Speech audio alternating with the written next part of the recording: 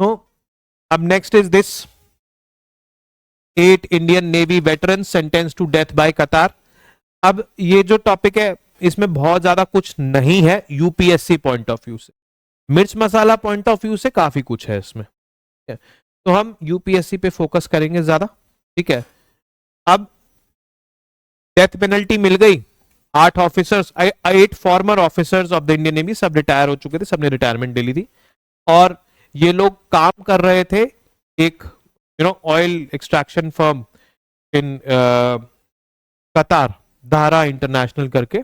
ठीक है, और इन लोगों को अरेस्ट कर लिया गया था in last August, that is August 2022।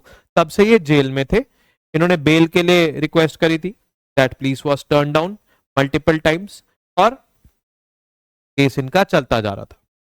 अब इंडिया का रिस्पॉन्स इस पे क्या था? Ministry of external affairs has called this verdict shocking and about to explore all legal options. Ministry refused to comment more on the case, citing confidential nature of proceedings. Ministry को पता होगा कि क्यों किया, क्योंकि इतना तो गवर्नमेंट टू गवर्नमेंट कम्युनिकेशन होता है, बट इसको हम पब्लिक डोमेन में नहीं रिलीज कर रहे हैं क्योंकि कुछ सीक्रेसी क्लॉज होगा with the Katari government of the government of India.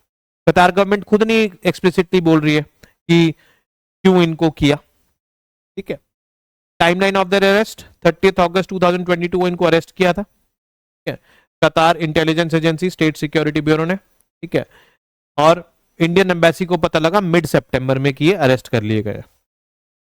अब जब भी कोई सिटीजन्स, ये थे सारे इंडियन सिटीजन्स ही, क्योंकि वेस्ट एशिया की किसी भी कंट्री में आपको सिटीजनशिप नहीं मिल सकती। आप चाहे वहां पे पैदा हो रहे हो, चाहे वहां पे आप 100 साल तो ज्यादा हो गया, बट अगर 30 साल भी रह गए तब भी नहीं मिलेगी, 40 साल रह गए तब भी नहीं मिलेगी। वो बड़े स्ट्रिक्ट है इस मामले में, तो वो जिंदगी भर रहेंगे इंडियन सिटीजन ही। तो जब कोई इंडियन सिटीजन बाहर की कंट्री में अरेस्ट होता है, ठीक है, तो यूनाइटेड नेशंस का एक लॉ है, वो लॉ ये कहता है कि वहां पर जो भी कॉन्सुलेट या एम्बेसी है इंडिया की, वहां पे जो ऑफिशियल्स हैं उस एम्बेसी में और कॉन्सुलेट में, उनको मिलने का अधिकार है उन अरेस्टेड लोगों से। इसको कहते हैं हम consular access. Consular basically embassy top पे होता है, कॉन्सुलेट्स सब ऑफिसेज होते हैं एम्बेसी के नीचे। तो कॉन्सुलेट या एम्बेसी में काम करने वाले लोगों को ये राइट होता है कि आप जाके प्रिजन में मिल सकते हो अपने सिटीजन, अरेस्टेड सिटीजन से। इस चीज को कॉन्सुलर एक्सेस बोलते हैं।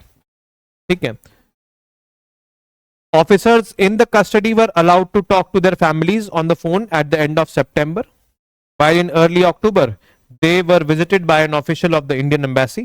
तो ये official of the Indian embassy गया, तो ये consular access इसको बोलेंगे। The next consular access was provided in the first week of November. तो बीच बीच में इंडियन ऑफिशियल्स जाते रहे मिलने के लिए। ठीक है, और वो लोग अपनी फैमिली मेंबर से भी बात करते रहे, ऐसा नहीं है कि नहीं बात करते।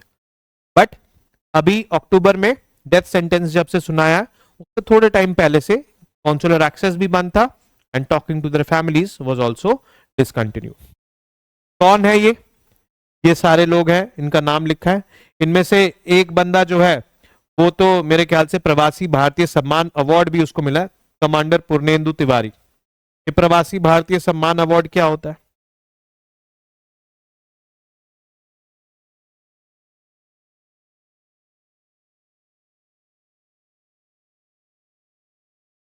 हाँ, प्रवासी भारतीय दिवस 9 जनवरी को हम मनाते हैं for acknowledging the Indian diaspora's contribution in national development. Diaspora का मतलब क्या है जाना? अच्छा, किस किस को डायस्पोरा का मतलब नहीं पता है? नहीं पता, पूछने का है ना कि सर डायस्पोरा क्या होता है। कुछ ऐसा भी वर्ड हम यूज कर रहे हैं, टर्म यूज कर रहे हैं जो नहीं पता, पूछने का है। ठीक है, नहीं पूछोगे तो तुम्हारा नुकसान है भाई। Diaspora is derived from a Greek word diaspeirein. ठीक है, मतलब डिस्पर्स जो हो गए हैं लोग इंडिया से और इंडिया में नहीं रह रहे, दूसरी कंट्रीज में रह रहे हैं, ठीक है, उसको हम डायस्पोरा बोलते हैं। ठीक है, डायस्पोरा में एनआरआईज आ जाते हैं और ओसीआईज आ जाते हैं। याद आया था मैंने? ओसीआई का फुल फॉर्म बता दो फिर। Overseas citizen of India. इनके पास अब इंडियन पासपोर्ट नहीं है, पहले था या कभी नहीं था, ये बॉर्न एंड बॉटअप ही बाहर हुए, बट इनके जो रूट्स है वो इंडियन है, उनको ओसीआईज बोलते हैं। NRIs, they are holding Indian passport but not living in India. Students हैं या नौकरी के लिए गए हैं, वहां की सिटीजनशिप अभी नहीं मिली है, अभी इंडियन पासपोर्ट ही होल्ड कर रहे हैं, बट इंडिया में नहीं रह रहे हैं ये दोनों। इन दोनों को मिला के बोलते हैं ये है डायस्पोरा। डायस्पोरा को सम्मानित करने के लिए हम हर साल एक 2 डे इवेंट करते हैं, 9th और 10th दिसंबर। उस 2 डे इवेंट का नाम है प्रवासी भारतीय दिवस। ये हम 9th जनवरी को करते हैं, और 9th जनवरी को ही क्यों करते हैं? महात्मा गांधी उस दिन वापस आए थे from south Africa in the year 1915, जहां तक मुझे याद है 15 में ना, ठीक है। अब एस्पिरेंट्स को ये कंफ्यूजन रहता है कि सर हम तब से मना रहे हैं क्या ये प्रवासी भारतीय दिवस? तो कब से मना रहे हैं बता दो।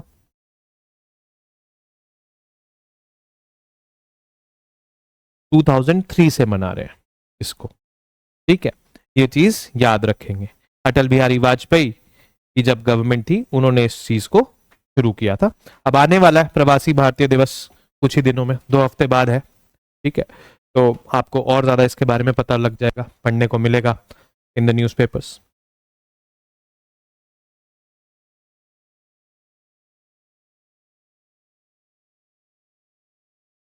हाँ,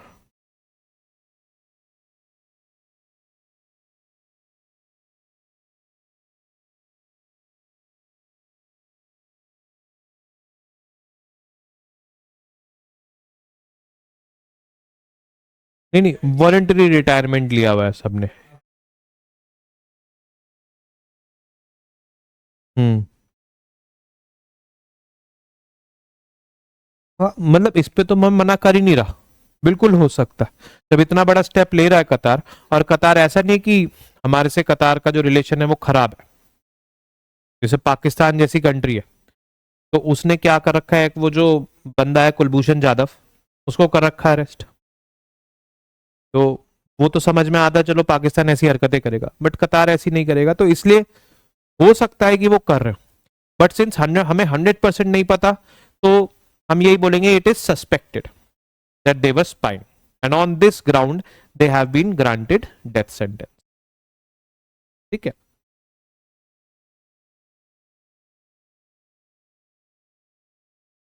अगर होता है ऐसा तो इंडियन गवर्नमेंट छोड़ती नहीं, और वो इंडिया पे स्पाई करके करेंगे क्या?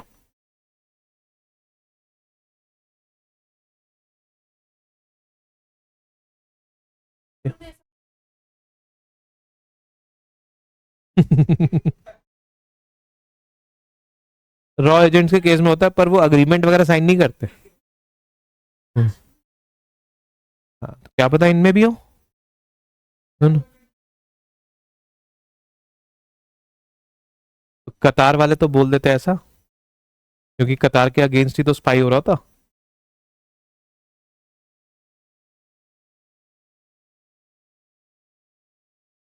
ये बोल दे कि स्पाई कर रहे, इशू ना बताए, ठीक है। बट जो मोस्ट कॉमनली एक्सेप्टेड वो है, दे वर अक्यूज्ड ऑफ, और they may be accused for spying for Israel as per a Mint report. Mint एक न्यूज़पेपर है, उन्होंने ऐसा बोला, ठीक है।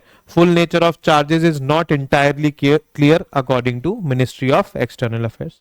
तो जो ये कह रहे हैं हम उसी को मानते हैं, क्योंकि ये गवर्नमेंट एजेंसी है, यूपीएससी इसको मानेगा, और हम यूपीएससी दे रहे हैं तो हम भी इसी को मानते हैं, ठीक है। अब आते हैं इंडिया कतार रिलेशंस पे। इंडिया एंड कतार have historically shared a friendly relationship. Turning point has been Prime Minister Manmohan Singh's visit in November 2008, making him the first Indian premier to visit the nation. 2008 से पहले कोई भी Indian prime minister ने कतार visit किया ही नहीं था। फिर जब से प्रधानमंत्री नरेंद्र मोदी जी आए हैं इनटू पावर, कतार एमिर शेख तमीम बिन हमद अल थानी विजिटेड इंडिया इन 2015. अगले साल ही इन 2016 our prime minister visited Qatar, and multiple visits by Mr. S. Jaishankar after that has been there to Qatar, which clearly signifies the increasing relations or deepening relations between the two countries. Elements of partnership क्या है? Defense cooperation है, trade है. These are the two key elements of India-Qatar partnership. Again, Qatar एक बहुत ही strategic location पे located है in the Indian Ocean region, तो हम वहां पर डेफिनेटली अपना प्रेजेंस चाहते हैं, और वो वेस्ट एशिया में है. तो वेस्ट एशिया अपने आप में बहुत ज्यादा फ्रेजाइल है, तो वहां पे हम किसी से भी खराब नहीं करना चाहते, तो हमने कतार से भी खराब नहीं करी हुई है. ठीक है. अब India was the world's fourth largest importer of LNG liquefied natural gas in 2021 and got 40% of it from Qatar. मतलब इंडिया का जितना भी LNG इंपोर्ट था उसका 40% कतार से आया. Indians constitute the largest expatriate community in कतार. अब इंडिया का जो डायस्पोरा है that is the strongest in the world. Strongest in the world means सबसे बड़ा डायस्पोरा किसी कंट्री का अगर है तो वो इंडिया का है.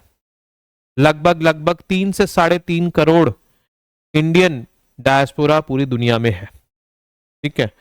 इंडियंस पॉपुलेशन के मामले में इंडिया में तो मान ही नहीं रहे हैं, बाहर भी नहीं मान रहे, एक्सपैंड होता जा रहा है. It is like this. ठीक है. तो around 8 lakh live and work in the country that is कतार. अब ये जो वेस्ट एशिया है, यहां पे सबसे बड़ा प्रॉब्लम हमारे डायस्पोरा के साथ ये है कि 70 to 80% of our diaspora in West Asia, मतलब वेस्ट एशिया में जितना भी हमारा डायस्पोरा है उसमें से 70 से 80%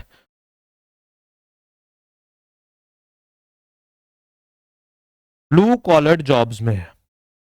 ये ब्लू कॉलर्ड जॉब्स क्या होती हैं? हाँ, इंडस्ट्रीज में काम करना. इंडस्ट्रीज में तो मैनेजर्स भी होते हैं लोअर लेवल पे. अनस्किल्ड और सेमी स्किल्ड जॉब्स जो होती हैं वो होती हैं ब्लू कॉलर जॉब्स. और हाई स्किल्ड जॉब्स जो होती हैं, जो एसी में बैठ के मैनेजरियल लेवल, वो वाइट कॉलर होती हैं, जहां पे कॉलर गंदे नहीं होते, और ग्राउंड पे तो आपके कॉलर गंदे हो जाते हैं. तो अब वेस्ट एशिया में आपको क्या लगता है, शेख लोग निकाल रहे हैं तेल फील्ड पे? Indians, Pakistanis, Indians largely. ठीक है. तो इट इज लाइक दिस.